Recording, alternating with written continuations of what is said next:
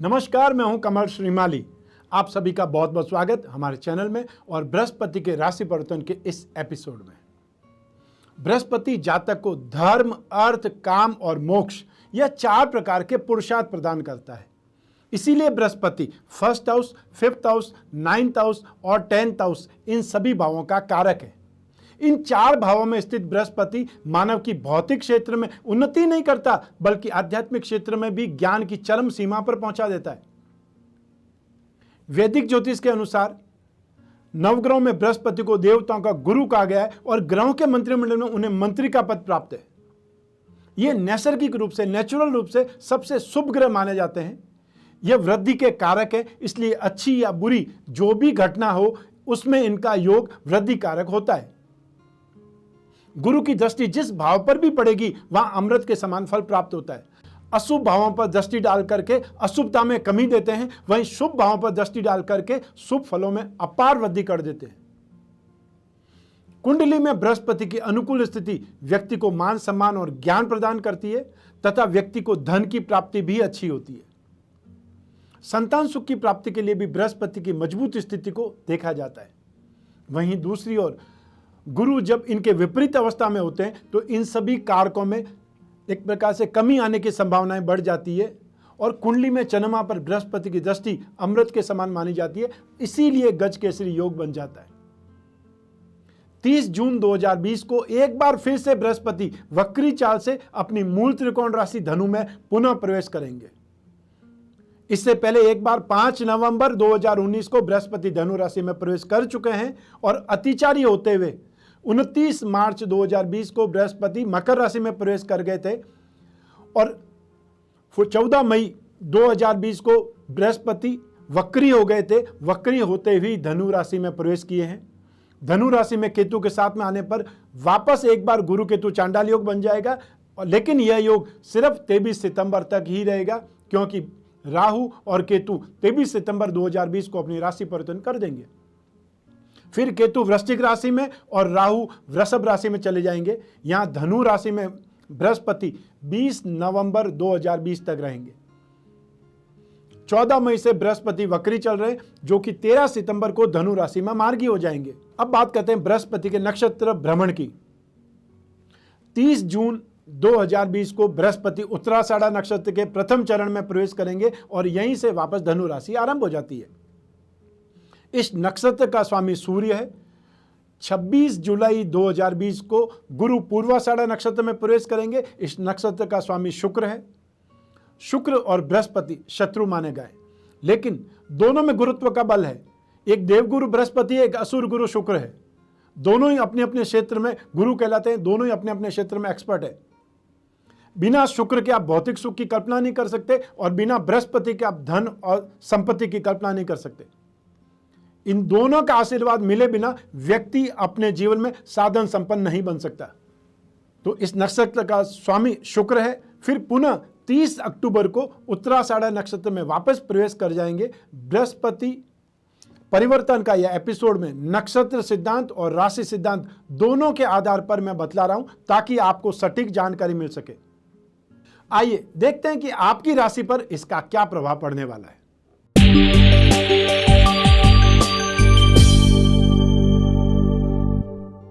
आइए बात करें धनु राशि की। आपकी राशि भाव में फर्स्ट हाउस में ही गोचरवश गुरु का पुनः प्रवेश मिक्स रिजल्ट देगा। जीवन के हर क्षेत्र में इस समय भाग्य आपका साथ देगा, क्योंकि भाग्य भाव पर बृहस्पति की दृष्टि है और बृहस्पति की दृष्टि में ही अमृत है।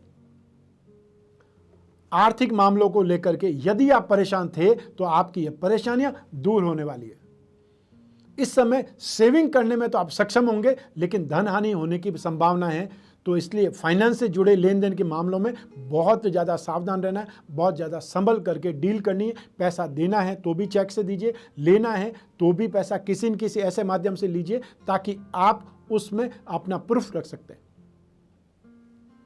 सोसाइटी की बात करें तो सामाजिक स्तर पर आपको अपने गुस्से पर नियंत्रण रखना होगा, नहीं तो किसी बेवजह के विवाद में आप पड़ सकते हैं।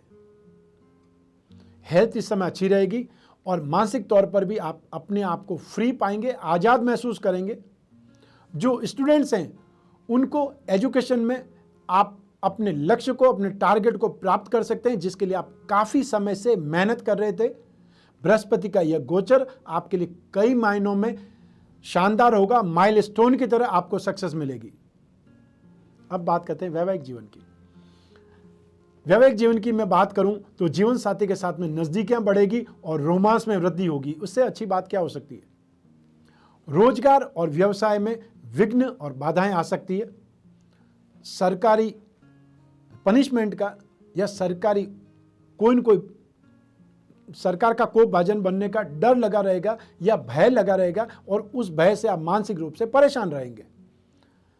जो भी कामकाज का आप कर रहे हैं या कामकाज करेंगे वो देरी से पूरे होंगे, अर्थात कोई न कोई व्यवधान आएगा, उसको खींच करके आपने पूरा करना पड़ेगा। एक होता है कामकाज में मजा लेते हैं, स्मूथली कोई भी काम पूरे होते हैं, और एक कामकाज पूरी जान ले लेते हैं, वो स्थिति आप देख सकते हैं। इसलिए प्रैक्टिकल होकर के मैनेज कीजिएगा। अड़चन आएगी, अड़चन आना स्वाभाविक है।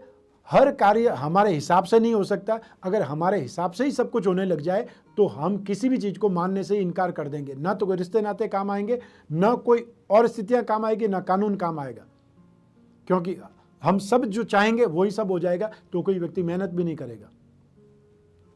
बहुत ज़्यादा खर्च के कारण, वेस्टेज ऑफ मनी के कारण आर्थिक स्थिति डावाडोल हो सकती है, और यदि कोई ट्रैवल प्लान है, यात्राएं करते हैं, तो भी आपको कष्ट महसूस होगा, सुख में कमी आ जाएगी, वो यात्राएं आराम से पूरी नहीं होगी, ये ध्यान रखिएगा। आइए अब बात करें बृहस्पति के दोष निवारण के उपायों की। जिस राशि के लिए बृहस्पति शुभ है वो प्राय उपाय नहीं करते हैं, लेकिन उपाय करने से उस शुभत्व में और इंप्रूवमेंट आ सकता है। एक अमृत है और एक पंचामृत है, बहुत ज़्यादा फर्क पड़ेगा, बहुत ज़्यादा अंतर आएगा। जहाँ पर आपका कोई सर्कल है, जहाँ पर आपकी जान पहचान अच्छी है, वहाँ पर आप रेगुलरली वो जान पहचान को इम्प्रूवमेंट देते रहते हैं, इम्प्रूवमेंट करते रहते हैं, लगातार मिलते रहते हैं, तो वो आपकी जान पहचान मित्रता में बदल जाती है।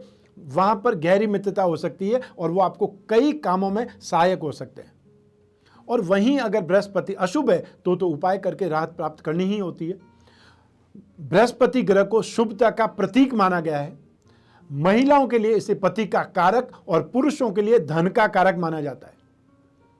बृहस्पति के शुभ होने पर प्रगति, समृद्धि प्राप्त होती है। बृहस्पति के प्रभाव से व्यक्ति का वैवाहिक जीवन बहुत अच्छा हो जाता है और यह आर्थिक रूप से संपन्नता प्रदान करता है और संसाधनों में अर्थात आपके रिसोर्सेज में इंप्रूवमेंट करता है, वृद्धि करता है। मधुमेह का अर्थात डायबिटीज का सीधा संबंध कुंडली में बृहस्पति से माना जाता है। बृहस्पति की पूजा अर्चना पेट को प्रभावित करने वाली बीमारियों से छुटकारा दिला सकती है। अगर आप बृहस्पति के दुष्प्रभाव से पीड़ित हैं तो यह उपाय करके आप कुछ राहत प्राप्त कर सकते हैं, अनुकूलता प्राप्त कर सकते हैं। सभी राशियों को हमेशा शुभ फल प्राप्त हो ऐसा जरूरी नहीं है, और सभी राशियों को नेगेटिव या अशुभता ही मिले यह भी जरूरी नहीं है। इसलिए जो व्यक्ति बृहस्पति के प्रभावों को, दुष्प्रभावों को कम करना चाहता है वो बृहस्पति के उपाय करे। तो इन उपायों में क्या कर सकते हैं? गुरुवार के दिन गाय को गुड़ और केला खिलाएं। हर गुरुवार को जो आप दान कर सकते हैं, गुड़ दान कर सकते हैं, केला दान कर सकते हैं, चने की दाल या पीली वस्तुओं का दान कर सकते हैं, पीले फलों का दान कर सकते हैं। घर में विष्णु प्रतिमा को स्थापित करके पूजन करना चाहिए, अभिषेक करना चाहिए, और यदि कहीं से पारद विष्णु प्रतिमा मिल जाए तो और ज्यादा बेटर है। विष्णु सहस्त्र नाम का पाठ करें। वो यदि बहुत मुश्किल है, बहुत समय खाता है, आपके पास इतना समय नहीं है, तो पुरुष सूक्त का पाठ करें जिसमें 16 ही मंत्र हैं। आपने सुना होगा श्री सूक्त। श्री सूक्त लक्ष्मी का सूत्र है और ये पुरुष सूक्त विष्णु का सूक्त है। दोनों में ही 16 मंत्र हैं। या फिर विष्णु चालीसा का पाठ करें, और यदि यह भी संभव नहीं है तो आप उठते बैठते विष्णु भगवान की भक्ति कर सकते हैं। ओम नमो भगवते वासुदेवाय 12 अक्षर का यह मंत्र है। हर राशि के लिए यह मंत्र बहुत योग कारक है, बहुत शुभ है। अपने आसपास पीपल का पेड़ या केले का पेड़ लगाएं और उसकी पूजा करें, देखभाल करें, जल से सींचें।